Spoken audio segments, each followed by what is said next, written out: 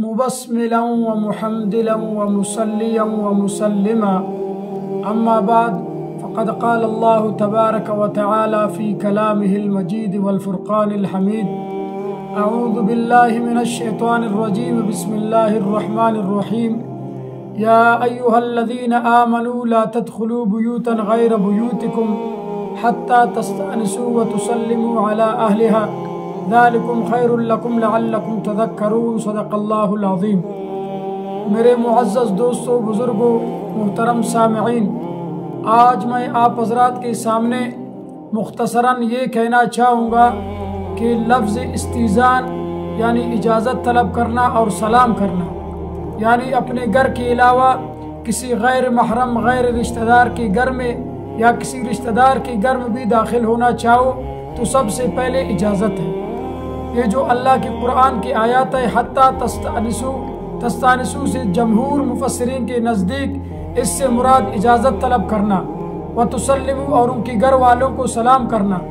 मोहतरम सामिईन, आजकल हमारे माशरे में इस चीज़ की बहुत कमी महसूस हो रही है कि हमें किसी के घर में जाकर इजाज़त मांगने का तरीका भी नहीं आता।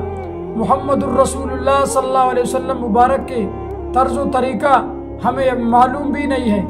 अल्लाह के नबी सल्लल्लाहु अलैहि वसल्लम मुबारक का तर्ज़ व तरीका और मामूल यही था, जब किसी के घर जाते तो सबसे पहले इजाज़त तलब करते। अगर इजाज़त मिलता तो मुहम्मदुर रसूलुल्लाह सल्लल्लाहु अलैहि वसल्लम सलाम करते, सलाम के बाद उस घर में दाखिल होते। इसी वजह से उम्मे अयास रज़ी अल्लाह ताला अन्हा फरमाती है, हम 4 औरतें थी, जब हम हज़रत अम्मी आयशा रज़ी अल्लाह ताला अन्हा के पास जाया करती थी तो सबसे पहले इजाज़त तलब करती। अगर हमें इजाज़त मिलता तो फिर हम उसके बाद उसके घर में दाखिल होती। और इसी तरह ख्वाए अपने घर में या अपने जो है ना बहन के घर में, अपने वालिदा के कमरे में दाखिल हो, फिर भी इजाज़त लाज़मी। जैसा हज़रत जो है ना हज़रत अब्दुल्लाह इब्न अब्बास रज़ी अल्लाह ताला अन्हु के बारे में आता है, अन्हुमा के बारे में आता है कि वो जब अपने घर में दाखिल होते तो उसकी बीवी खुद फरमाती है कि हज़रत अब्दुल्ला दरवाजे को भी आवाज़ देते और इसी तरह पाँव से भी आवाज़ निकालते ताकि हमें पता चले कि अब्दुल्ला घर में दाखिल हो। और इसी तरह मुहम्मदुर रसूलुल्लाह सल्लल्लाहु अलैहि वसल्लम मुबारक का तरीका है। सहाबा इकराम रिज़वानुल्लाह तआला अलैहिम अजमईन के बारे में आता है कि एक सहाबी बाहर से आया और अल्लाह के नबी सल्लल्लाहु अलैहि वसल्लम के पास जब दाखिल हुए तो अल्लाह के नबी से इजाज़त का तरीका इस तरह कहा कि आले जो क्या मैं घुस जाऊँ? तो अल्लाह के नबी सल्लल्लाहु अलैहि वसल्लम ने एक सहाबी को भेजा, कहा जाकर इसको सलाम का तरीका और जो है ना इजाज़त का तरीका समझा दे।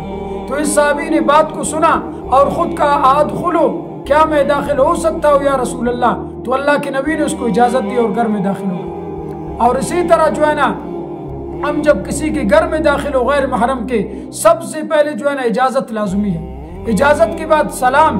अगर हमें इजाज़त मिले फिर दाखिल हो जाए, अगर इजाज़त न मिला हम वापस लौट जाए, इसमें कोई हरज की बात नहीं है। और इसी तरह आजकल हमारे माशरे में एक जो है ना बहुत बड़ी गलती है, वो ये है कि जब कोई गाड़ी वाला दूसरे गाड़ी वाले को या इसी तरह एक आदमी दूसरे दूर वाले आदमी को या एक मोटरसाइकिल वाले दूर वाले मोटरसाइकिल वाले को हाथ के इशारे से या उंगलियों के इशारे से सलाम करते हैं। हालांकि ये तरीका अल्लाह के नबी सल्लल्लाहु अलैहि वसल्लम मुबारक ने फरमाया यहूद और नस्वारा का है।